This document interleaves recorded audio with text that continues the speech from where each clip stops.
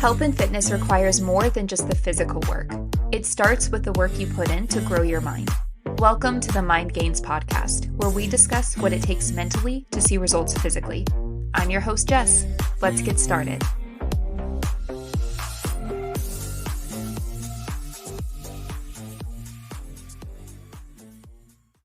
Happy Monday. Welcome to another episode of the Mind Gains podcast. I wanted to release new episodes every Monday morning, nice and early at 5 a.m. because why not start the week off right? You can kick your week off with some motivation, some new information, and new tactics to start implementing just in time for the new week. And even if you don't listen to these episodes the day they come out, that's okay too. Even if it's Wednesday, Thursday, whatever it's going to be, it's never too late or too early to start implementing some of these ideas and practices. Today, I want to talk about some possible reasons you are not seeing results, because I find that usually when we're stuck in the same spot, it comes down to one of a few things. And when I sat down to think about this topic, there were really 6 things that came to mind. 6 potential reasons your progress could be stalling because you fall into one of these categories, or you could fall into all of these categories. But truthfully, it's going to come down to at least one of these things. And for a lot of us, when we stop seeing results or we've never seen results, we tend to throw out that phase, I'm doing everything I can. Why am I not seeing results? Why am I not losing weight or seeing muscle definition or seeing my arms, my legs, my glutes grow? And your answer lies within this episode in one or multiple of these 6 things that I'm going to go through. Because the fact of the matter is that there are basic fundamentals that, when applied appropriately, will yield results for most of the population. Plain and simple. There's about 1% of the population that these things might not apply to. They could actually be doing everything right and still not see the results they want. But that's going to be due to some underlying issue, typically some sort of medical issue. But I want to emphasize that this is very rare. And just being completely honest, you most likely do not fall into the 1% of the population that these things don't fully apply to. It's a lot more likely that the efforts just aren't being applied in the way they need to be to see results. And this can be so frustrating. I mean, I was right there in this category. I did not know the true importance of any of these 6 things. And for some of us, it's not that we aren't working hard, because we are. It's just that we don't have the needed information or know how to apply that information to our benefit so that we can get out of this dang hamster wheel and start making some real progress here. So let's run through each of these 6 reasons why you're not seeing results. And starting off real simple, you're not working hard enough in the gym. And I'm not saying this to be mean. I'm saying it because most people don't know what hard work really looks like here.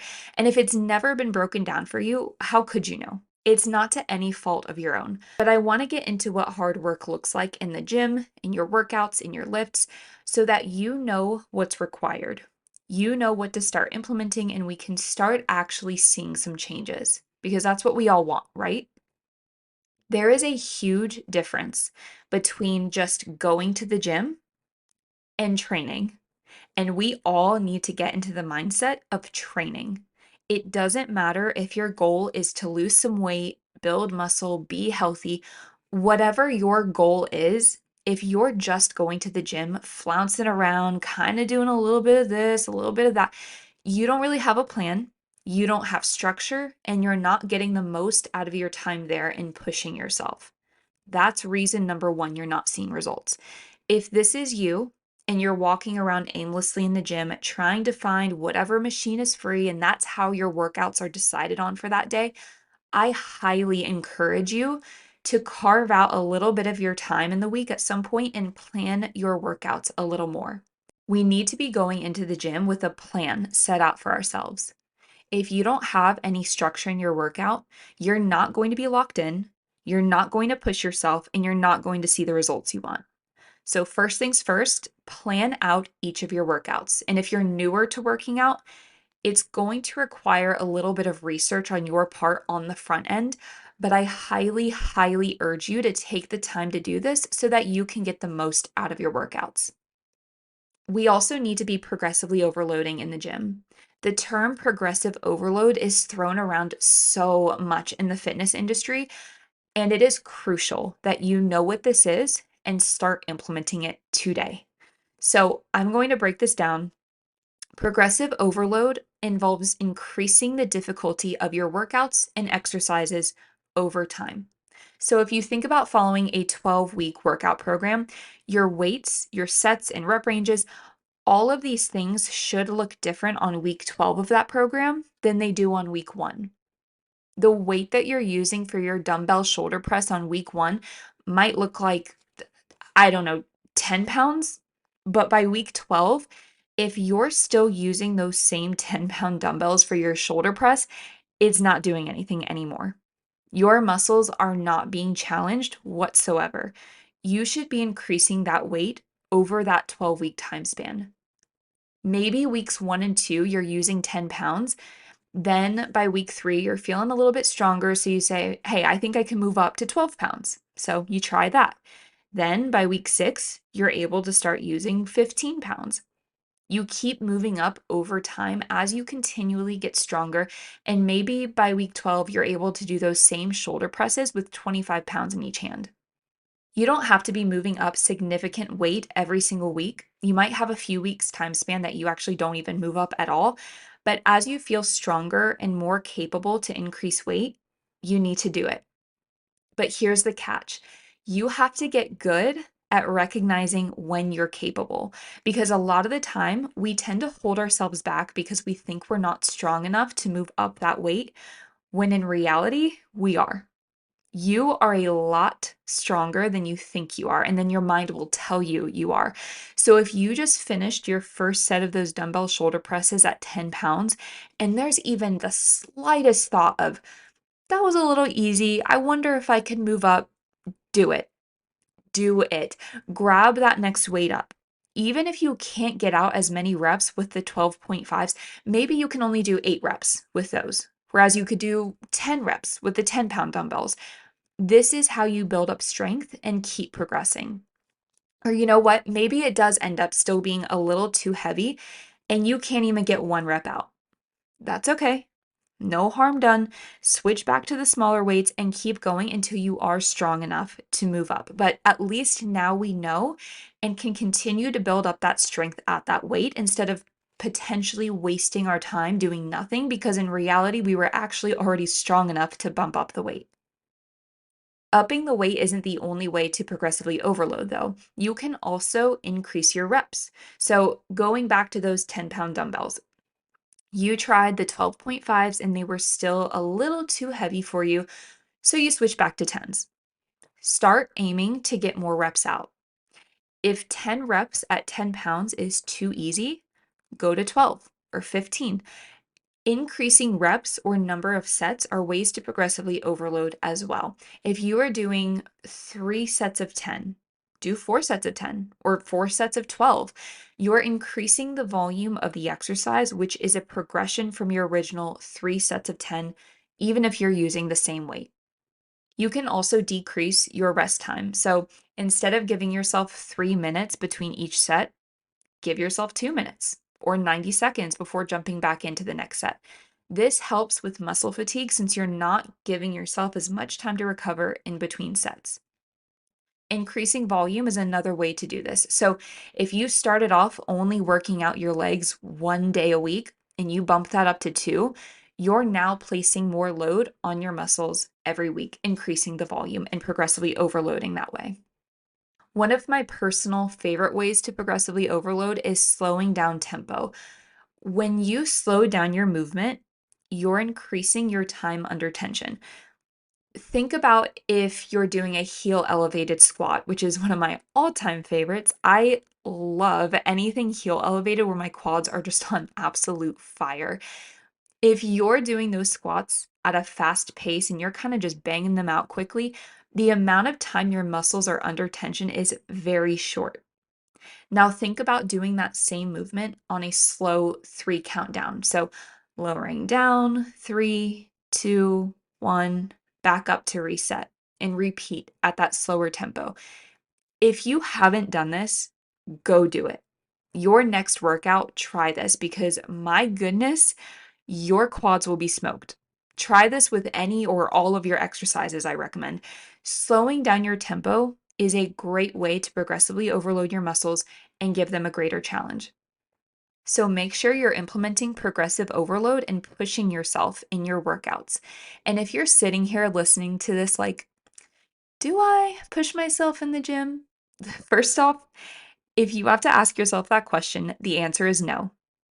That's okay, but we need to start doing so if we want great results, which I know we all do.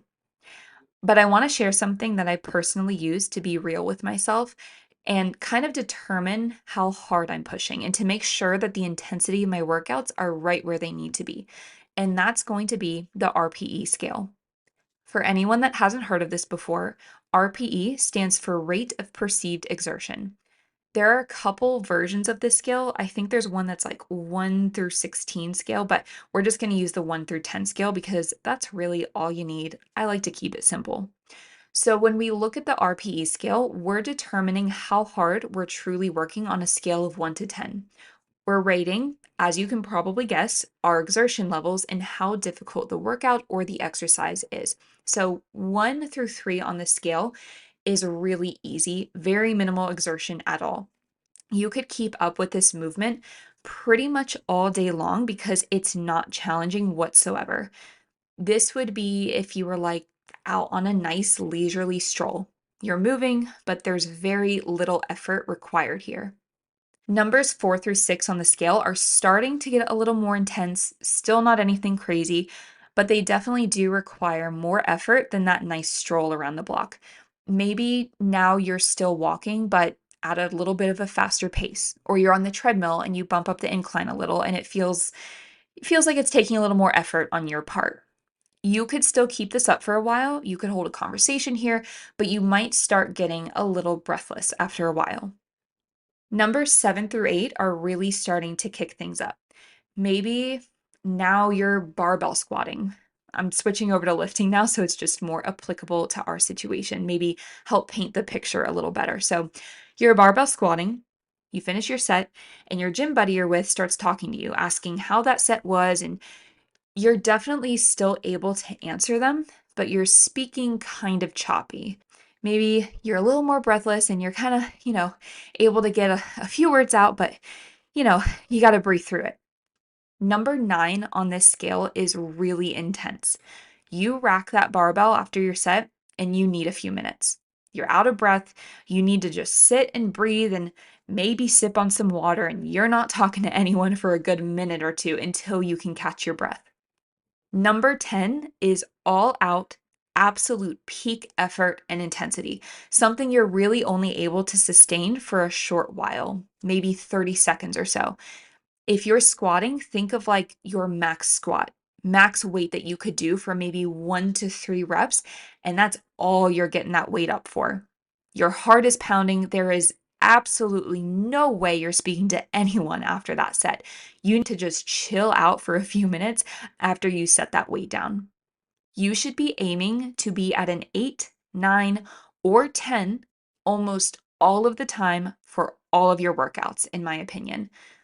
This is what hard work looks like in the gym. We're not going there and staying in levels 4 through 6. That's not going to cut it if we want great results. Push yourself. I will say that my upper body days usually stay, I would say stay right around 7 most of the time, just because upper body doesn't usually take as much out of you as lower body does. But my leg days stay at an 8 for almost the entire workout, reaching a 9 or 10 a couple times during that lift. Usually, I'll make my last set of each exercise reach a 9 or a 10. And it's crazy because I feel like I see it all the time that we're in the gym and I see someone that is in the middle of their exercise on the phone. They have their Bluetooth earbud in, and they're speaking to someone in the middle of their bicep curls, their lat pull down, their squat. Like, I'm sorry, but if you're able to hold a conversation as you are in the middle of your exercise, you're not doing it right. Your workouts should be challenging. You should not leave the gym feeling like you could have given more. So if you're not seeing the results you want to see, make sure your workouts are where they need to be. Reason number two, you're not seeing results, your diet is garbage. Straight up. Really, I should have put this first. If you're not seeing the results you want to see, look at your intake because 9 times out of 10, this is it. This is why right here. A lot of the time, we like to think that because we go to the gym now and started working out, we can eat whatever we want. And this could not be further from the truth. Just because you go to the gym now doesn't mean you can eat all the crappy food with no consequences. Your workout you completed earlier does not justify that 1,200 calorie cheeseburger meal you're about to order. We tend to way overestimate what we did in our workouts and how many calories we burned. And I promise you're not burning even close to 1,200 calories in your workout to match that meal. You burned maybe a few hundred, maybe. Don't go off your Apple Watch either and what that tells you you've burned because those things have been shown to be off by quite a bit. I know you've heard it before, but I'm going to say it again. You cannot outwork a bad diet. It's not possible. I heard that so many times, and I thought that if I just didn't acknowledge it, it wouldn't apply to me for some reason. I have no idea what I was thinking, but I almost just didn't believe it. Believe it. It could not be more accurate. It doesn't matter if you're working hard in the gym 7 out of 7 days a week. If your diet is garbage, you will not see results. Period. This isn't something that can be ignored. And yes, it does apply to you. But on the other hand, I know there are lots of us out there that do change our diets when we start working out because we know we need to be eating a little better if we want to see some results. But once again, just because we're working out now, we cannot think that we're justified to follow that up with crazy amounts of food, even if it's healthy. I'm using air quotes around healthy because I know you can't see me. This is exactly what I did. I used to go to the gym, barely do anything there because we all know now what it means to work hard in the gym. And let me tell you, I was not anywhere where I needed to be. And I would follow that workout up with a big old 1,000 calorie Chipotle bowl because I thought Chipotle was a great healthy option and I needed to refuel. I just expended this energy in my workout and I need to get some good food in, right? Guys, at this time especially, I was probably realistically burning 150, maybe 200 calories in my workouts. That's being generous. And I thought there wasn't anything off about following that up with 1,000 calorie intake in just one meal, mind you. Like, are we kidding? I had no clue. I just thought that my crappy workout where I was giving very little effort justified that Chipotle bowl. And this is not me demonizing Chipotle at all. There is nothing wrong with the Chipotle bowl. It still remains to this day one of my absolute favorite meals, but I had no idea how calories worked at all. And I was not matching my nutrition with my training or my goals. No frickin' wonder I was spinning my wheels. Even now, with me upping the intensity of my workouts significantly and burning way more calories in my workouts than I was at that time, even now, following up my workouts with 1,000 calorie intake isn't going to get me fat loss results. If that's my goal, I'm just using that goal as an example here. That's not going to get me fat loss results if that Chipotle bowl is causing me to go over my caloric maintenance and take me out of my calorie deficit. Because hear me out. That Chipotle bowl ain't the only thing I'm eating the rest of the day. Those 1,000 calories, that giant Chipotle bowl goes down easy, in my opinion. And I'm still going to be hungry throughout the day, even after that. So I'm going to continue eating and probably go way over on my calories for the day and then sit there and wonder why I'm just not losing weight. I'm doing everything right. I'm going to the gym, choosing the healthier option. I picked Chipotle that has rice and chicken and veggies and beans and avocado. I picked the healthier option over following up my workout with a drive-through to McDonald's. Why the heck am I not losing weight? Because the nutrition is not matching the training or the plan. You have to eat for your goals and in alignment with them. If your current goal is fat loss, but you're eating over your caloric maintenance, it doesn't matter what those food choices are. It doesn't matter if all you're eating are fruits and veggies. If you're eating over your maintenance, you will not lose weight. As a matter of fact, in this instance, if you're eating over your maintenance, you will gain weight. It doesn't matter that you made the healthier option and had chicken and rice over pizza.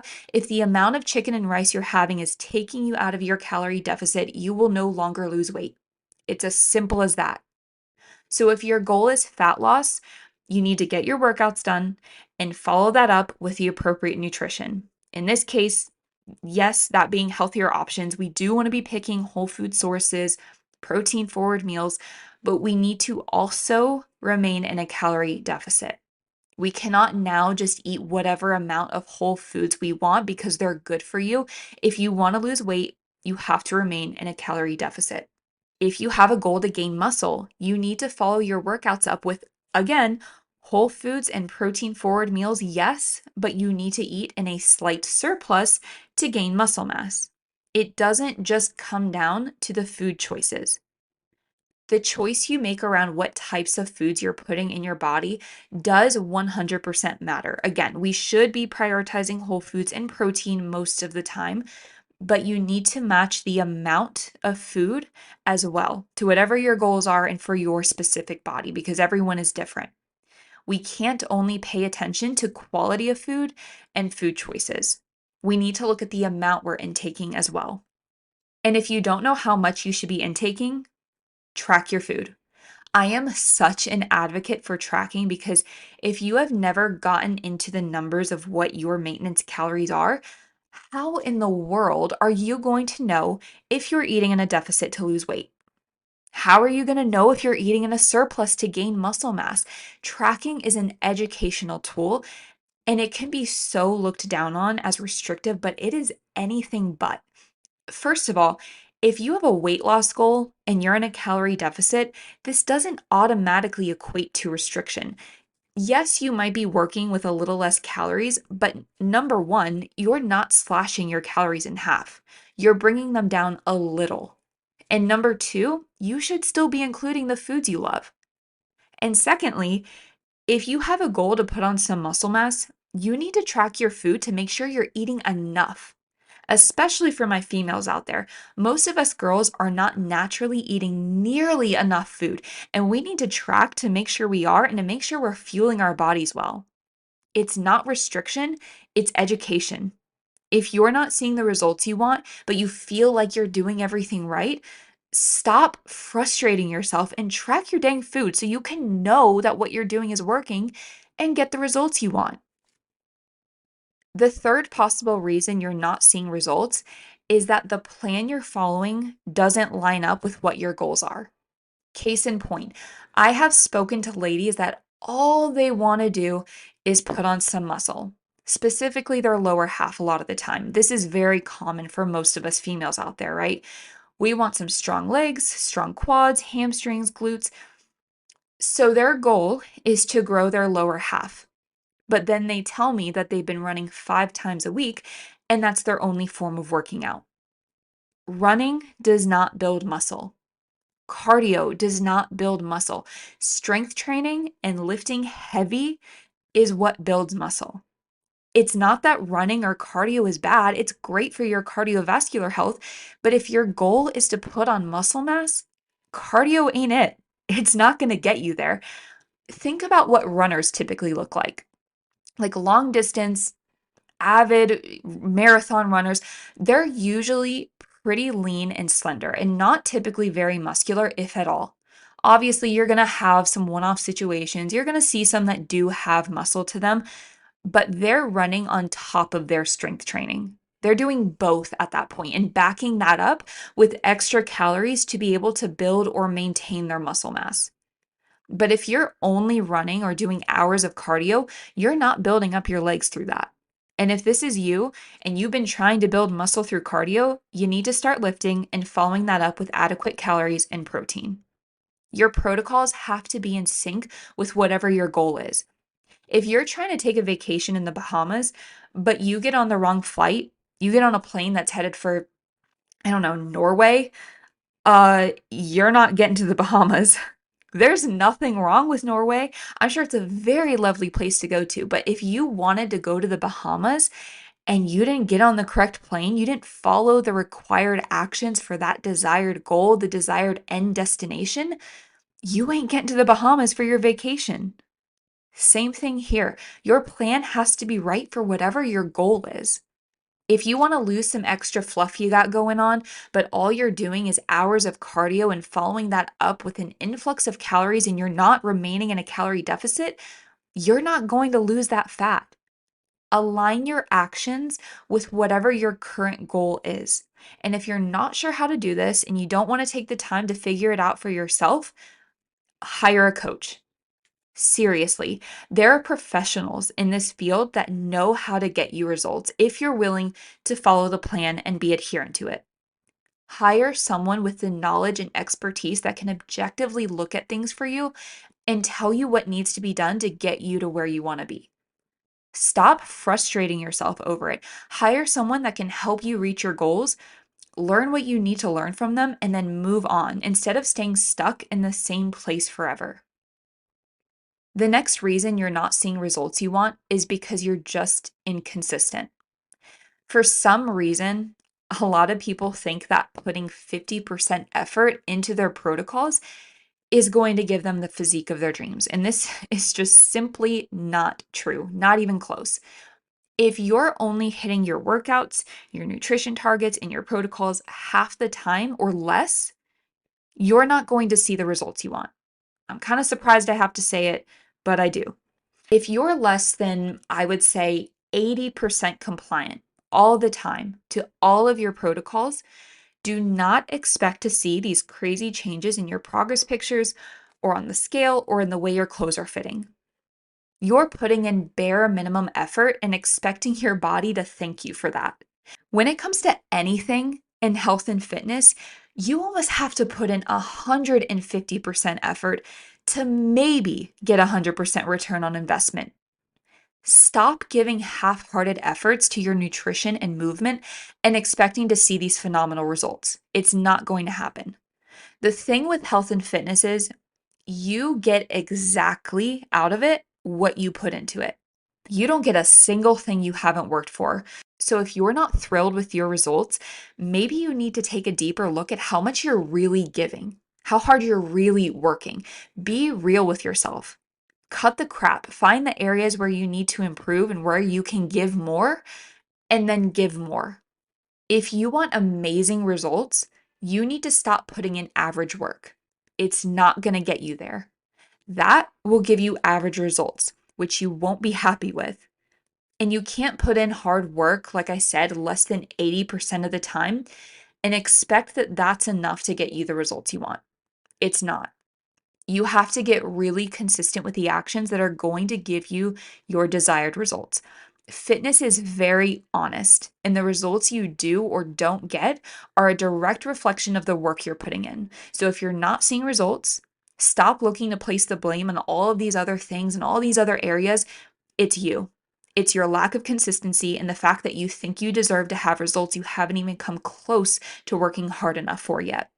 If you swapped out a few of your meals last week with healthier options, but then you're still going out that weekend and overdoing it during dinner and on desserts and on drinks, and then you're skipping your workout the next morning because you ended up staying out way later than you thought, and then you're running through the drive-through the next day because you just don't have time to make food from home. What the heck? You're not being consistent. You're putting in 50% effort, and then you're upset when your body isn't responding to that. And listen, I am such an advocate for something is better than nothing, Yes, 50% effort is better than 0% effort.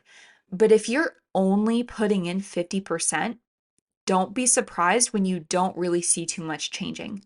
Don't be frustrated when you're doing everything you can and you're still stuck in the same pant size and seeing no real progress. You're not doing everything you can. You're giving less than what's required and then getting upset because you haven't lost the weight. So get real with yourself. Make a plan to get really consistent if you've struggled with this. Find out what that means for you and in your life. And to put things in perspective, at least 80% consistency is what you should be shooting for all of the time. But don't just say, oh, yeah, 80%, I'll be good 80% of the time, and then not put any further thought into that. What does 80% consistency look like realistically? Let's look at nutrition. Break it up by a weekly basis. What does being consistent with your nutrition 80% of your week look like? 80% of 7 days a week is 5.6 days a week. 5.5 days. Honestly, when I first started out, I set a goal for myself to be consistent with my nutrition at least 80% of the time. And I just set it at 5 out of 7 days for the week. But hey, if you can do 5.5 days or more every week, that's even better. But at least 5 out of 7 days every single week needs to be on point. This isn't you doing well for breakfast and lunch, but then kind of falling off the rest of the day. It's not, your calorie goal is set at 1800, but you hit 1900 and then you counted that. It's not your protein goal being set at 120 grams a day and then you got in 110 grams for one day. So close enough. Close enough? Close enough doesn't count. You didn't reach your target. You didn't do what you needed to do for the day. You don't get to count that towards your 80% consistency for your nutrition for the week. When I'm talking about this 80% consistency, I truly mean hitting everything exactly the way you need to. You have hit right at your calorie and protein goal at least 5 out of 7 days for the week. If you're supposed to get in 5 workouts a week, you have gotten at least 4 quality workouts in for the week because 80% of 5 workouts for the week is 4 workouts. And the problem is that people think that they can kind of do well 3 or 4 days a week and that's good enough. Not even close. Not even close. If you're quote unquote consistent 3 days a week, don't sit here and tell me you're doing what you need to do most of the time. Incorrect. 3 days a week is less than half the time. In fact, 3 days a week would be 43% of the time. What on earth do you think you're going to get for 43% consistency and effort? Not a whole lot. I can promise you that. Your body will respond to what you do most of the time. And 3 to 4 days a week is not most of the time. I think a lot of times we don't sit down and truly think about what at least 80% consistency looks like in real life. We just think, yeah, 80%, that's like, 3 or 4 days a week. No. Sit down and figure out your plan for you to implement during your week to be consistent with your protocols if you have any interest in seeing some real changes. Something to add here really quickly as well, if you are reaching that 80% consistency during your week, don't think that this means that the other 20% of the time you can just go crazy off the walls, eating everything in sight, not keeping up with any of your healthy habits, throw them all away for those 2 days a week until you're ready to get back on it, because you can do a lot of damage in 2 days a week if you're approaching it this way. And this is what a lot of people do with their weekends. They'll be on top of it Monday through Friday, but on the weekends, go crazy and let loose. If this is your approach, get ready to be stuck in a cycle of hitting the reset button every single Monday and staying exactly where you are. 80% consistency doesn't mean you can just throw it all away the other 20% of the time. It just means that if you went a few hundred calories over your target one day, it's fine. We'll get it tomorrow. It means if you were a little under on your protein goal for that day, okay, it's fine. We'll get it tomorrow. Going back to the example I gave on hitting 110 grams of protein for the day instead of 120 grams, this would be part of your 20% I didn't hit what I needed to. It's not caring at all about your protein intake for the day. It doesn't mean you can just let loose and expect to continue seeing progress from this cycle of being super on it and then not on it at all. If this is what you're doing, you might see a little bit of progress, but probably what's going to happen is you're going to be left feeling very frustrated because you are working hard 80% of the time, but you're not really going anywhere. And then you're going to blame it on the protocols or the program that you're following and not on yourself because you're being so good most of the time. Before you start looking to place blame elsewhere, look to find the gaps in your protocols and fix those first. This is what it takes to get great results. If you're okay with your journey taking a lot longer, going at a snail pace, and leisurely getting to your goals, then fine. You can be a little more lenient here. But we want phenomenal results, right? That's what I want, and I know that's what a lot of you want. So let's put in the work required to get there. If you're struggling with being 80% consistent right now, that's okay, but let's work up to it. If you're currently 50% consistent, bump it up to 60%. Once you're good at 60, bump it up to 70% until you're where you need to be. Okay, so you've gotten your workouts where they need to be, you've gotten nutrition down, you know the plan you're following is right for your goals, and you're extremely consistent with your protocols. If you're still not seeing results, you're neglecting the small things. Things like water intake, meeting your daily step goal, sleeping enough, getting quality sleep, managing stress and cortisol levels, giving to your recovery and spending time stretching and foam rolling, getting in adequate micronutrients, which are very often neglected. These are all deemed the small things that really aren't that small. We tend to overlook these, but the truth is, it's not all about your workouts and your macros. We have to care about the small things as well. If you're not intaking enough water, you're not giving your body what it needs to function optimally. Water is used in basically every process in the body, and we need to care about getting our intake at a good spot. My general recommendation for this is to aim for around a gallon of water every day. That's 128 ounces. If you're not drinking around that amount every day, start working that number up slowly. Meeting a step goal is also very much underrated. You need to be moving your body outside of the gym. Don't go to the gym and let that be the only time you move all day long. Our bodies were made and are meant to move a lot more than the average person does now. Set a step goal for yourself, whatever is going to give you a small challenge, but is still very much attainable for you to reach, and make sure you hit your steps every day. Not only to help aid in the progression of your goals, but movement is just so good for you. Movement is medicine. So move your body more frequently throughout the day. I think anywhere between 8 to 12,000 steps a day is a pretty good goal. I like to sit right around 10,000 most of the time when I'm in maintenance, but I will bump that up, anywhere from 12 to 15,000 if I'm in a fat loss phase.